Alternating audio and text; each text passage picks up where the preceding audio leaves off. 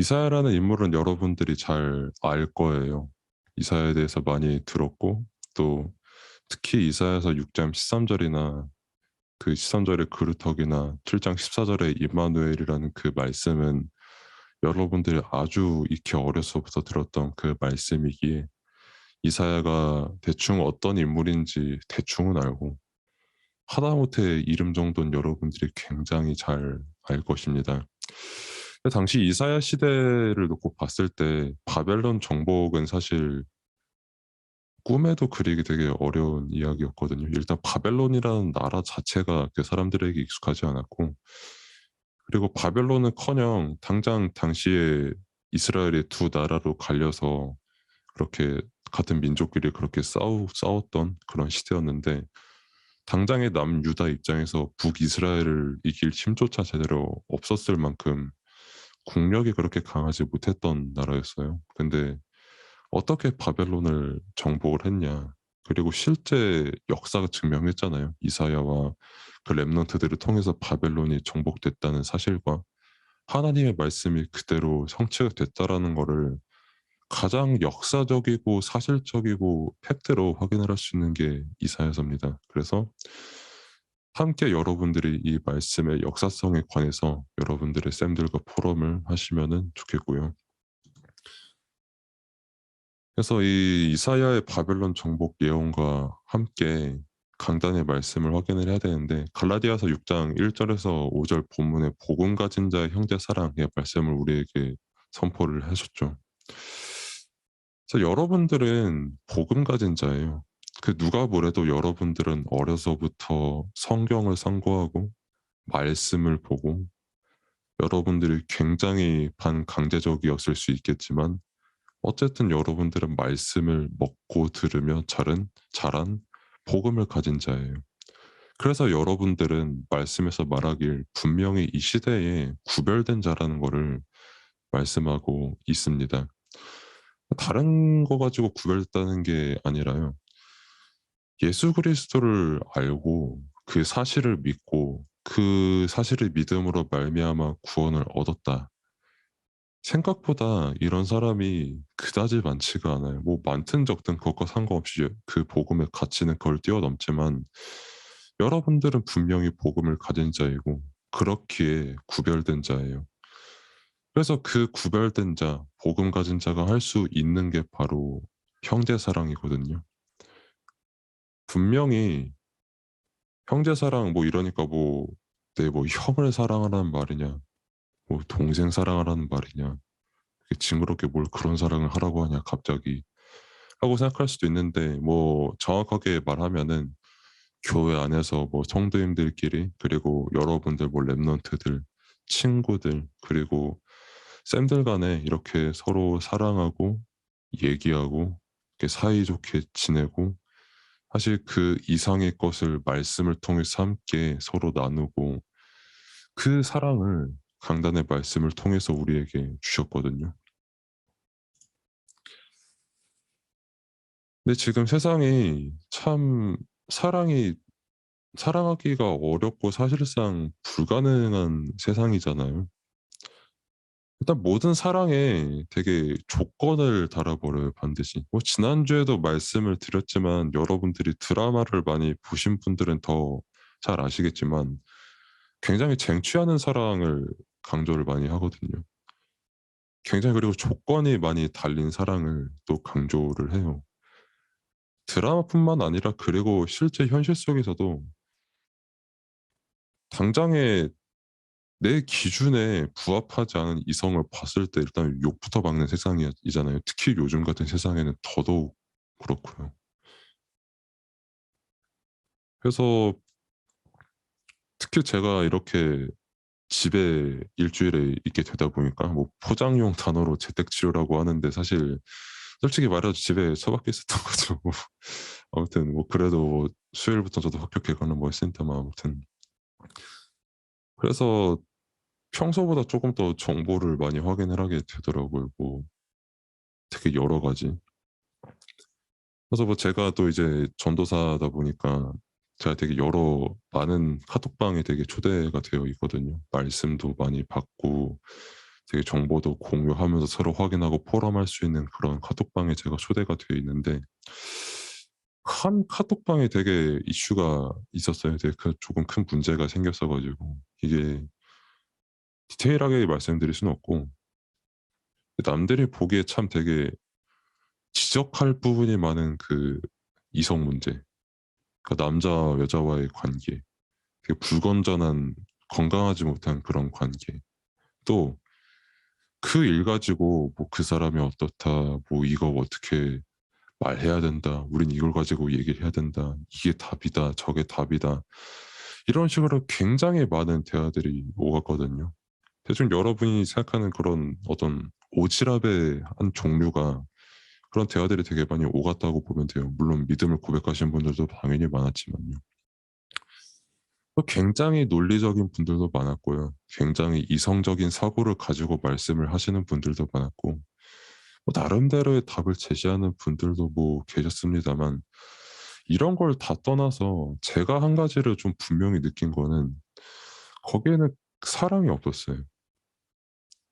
그러니까 내가 저 사람의 입장을 생각을 하고 그 이전에 하나님께서 나를 어떻게 생각을 하시고 저 사람을 어떻게 생각하시고 하는 그 대화가 거의 없었어요. 사실 불신자 세상은 뭐 당연한 거고요. 하나님을 믿지 않는 자들의 세상은. 근데 믿는 사람들도 마찬가지로 내가 하나님을 믿고 내가 예수 그리스도를 믿고 안다고는 하지만 실제 그 사랑을 내 것으로 알고 누리지를 못하는 겁니다.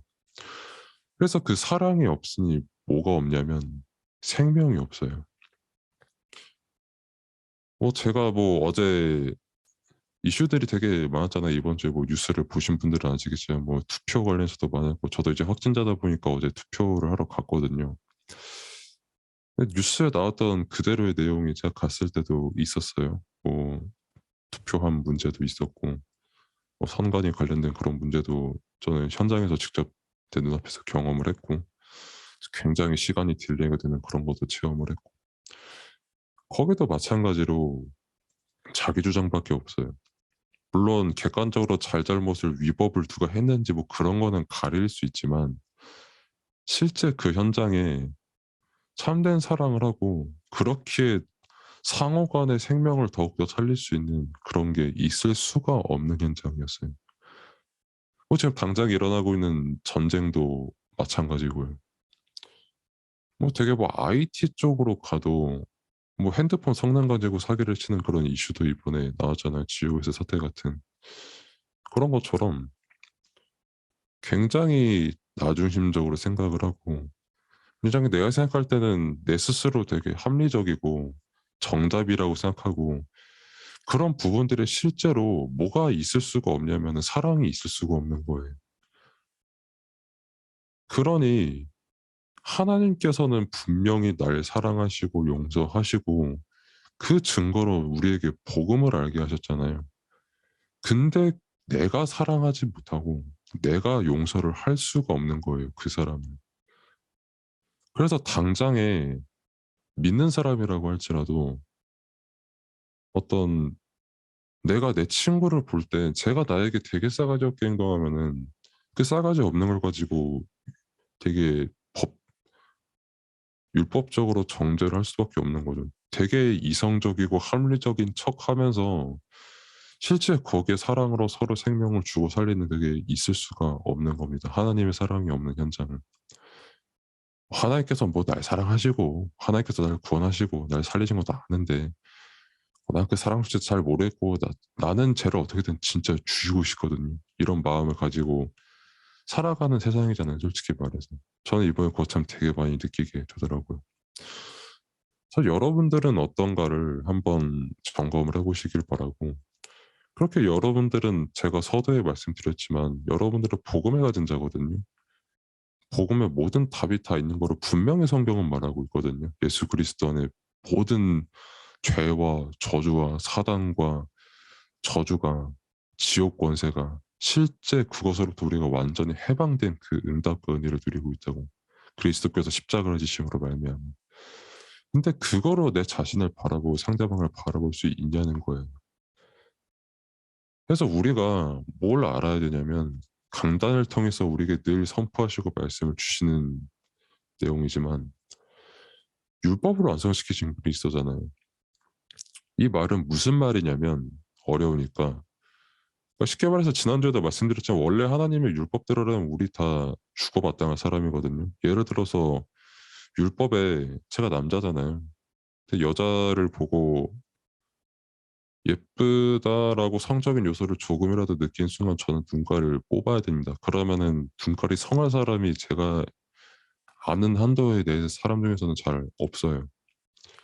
그리고 뭐 그 눈깔뿐이겠습니까? 수없이 많은 율법이 있고 그래서 온전히 지킬 수 있는 사람은 단 한 사람도 없거든요. 하나님께서는 정의의 하나님이시기 때문에 공의의 하나님이시고 그래서 그 율법을 어기고 우상 섬기는 그 사람에게 반드시 대가를 요구하시는 정의의 하나님이시거든요. 근데 동시에 그 누구보다도 우리를 사랑하시는 하나님이에요. 근데 또 우리는 반드시 죽어야 되는 사람이에요. 하나님 입장에서 봤을 때. 굉장히 되게 모순되잖아요. 그 율법의 모순을 완전히 해결하시니까 바로 그리스도라는 겁니다. 계속해서 목사님께서 강단에서 강조하신 게 이 내용이잖아요. 그리스도께서 이루신 일. 더 이상 우리가 율법대로 나를 정죄하고 상대방 정죄하고 서로 생명 없이 죽어갈 수밖에 없는 그 일에서 완전히 벗어나게 하셨잖아요. 그리스도께서.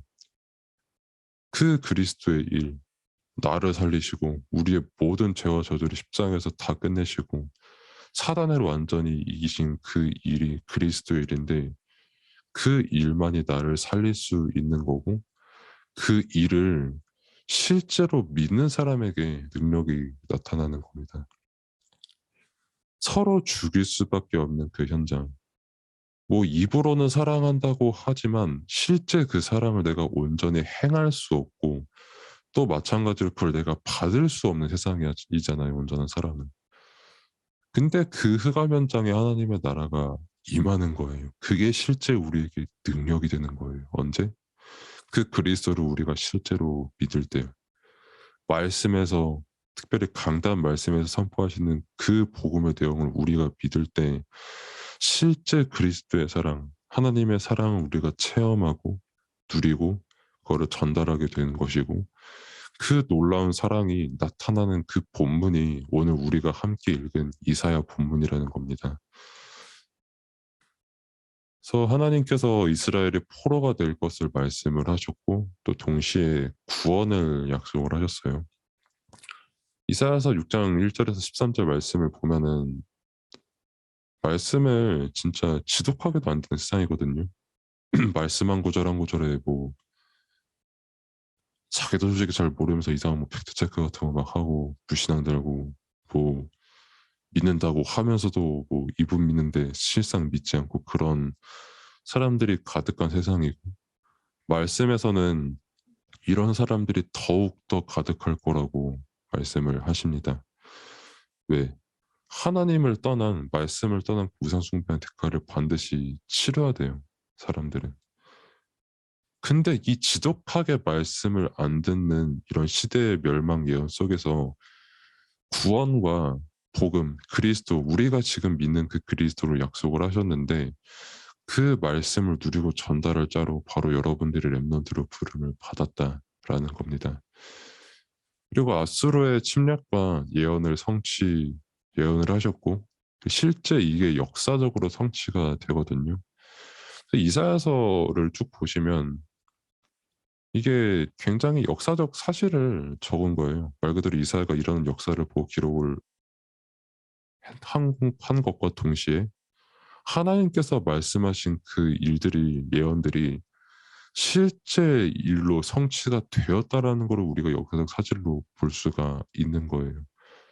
그 역사적 사실이 된 그 하나님의 예언이 그 말씀이 지금도 동일하게 성취가 되고 지금도 동일하게 그 예언이 유효하며 그렇기에 우리의 믿음의 기준이 다른 게 아니라 하나님의 말씀이 되어야 한다는 것을 우리가 이사야서를 통해서 알 수가 있는 거예요. 그리고 이 이사야서를 통해서 렘넌트 운동이 예언됐다라는 거를 우리가 또 확인을 할 수가 있죠.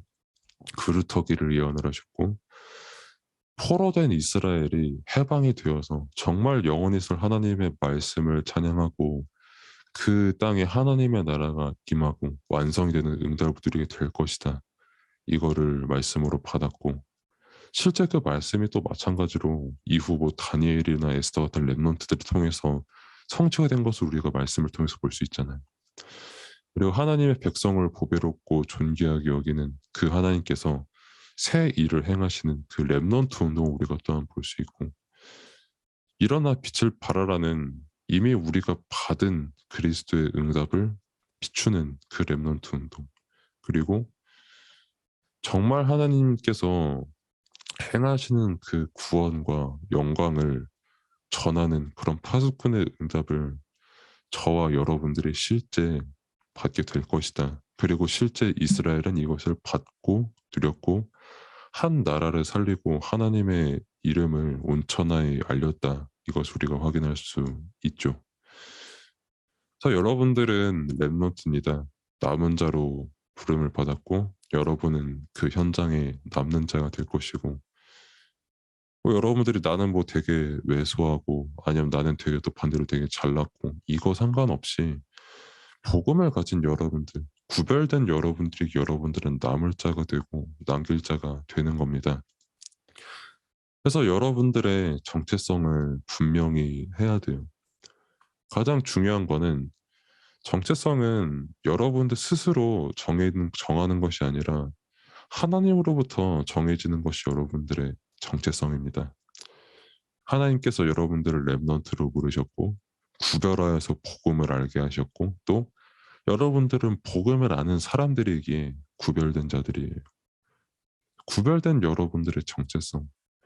뭐 당장에 내 눈으로 봤을 때는 뭐 사람들이랑 똑같이 지내고 뭐 사실 뭐 별 차이점도 없고 오히려 못난 부분도 되게 많고 휘둘리는 부분도 되게 많잖아요.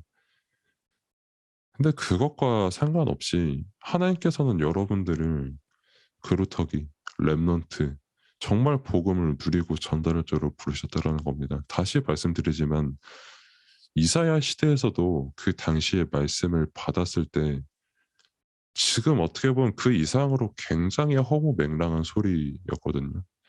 이사야 당시 시대에 이스라엘 왕 아하스 왕은 아예 말씀을 안 믿었어요.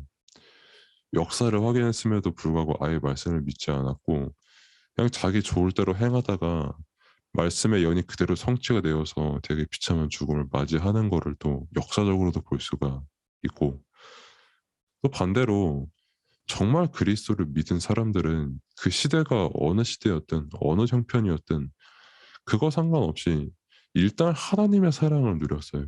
세상이 주지 못하는 평안을 누렸고 그 평안함이 임하는 하나님의 나라가 한 개인을 살리고 가정을 살리고 국가의 답을 주는 그런 응답으로 연결이 된 거를 확인할 수가 있었습니다. 그래서 여러분들의 정체성, 뭐 예배 시간을 통해 듣는 말씀이 굉장히 여러분들에게 거부감이 될 수가 있고 또 굉장히 믿어질 수가 있고 아무 생각이 안 계실 수도 있지만 근데 그것과도 상관없이 더 근본적으로 하나님께서 여러분들을 구별하여 부르셨다라는 것을 반드시 기억을 하기를 바라면서 그 구별하여 부르셨는데 그 가치는 다른 게 아니라 여러분들이 오직의 복음을 아는 그 가치 또 그거를 남기고 또 그것으로 남을 여러분들의 가치를 분명히 여러분들의 정체성으로 분명히 하시기를 바랍니다. 기도하겠습니다.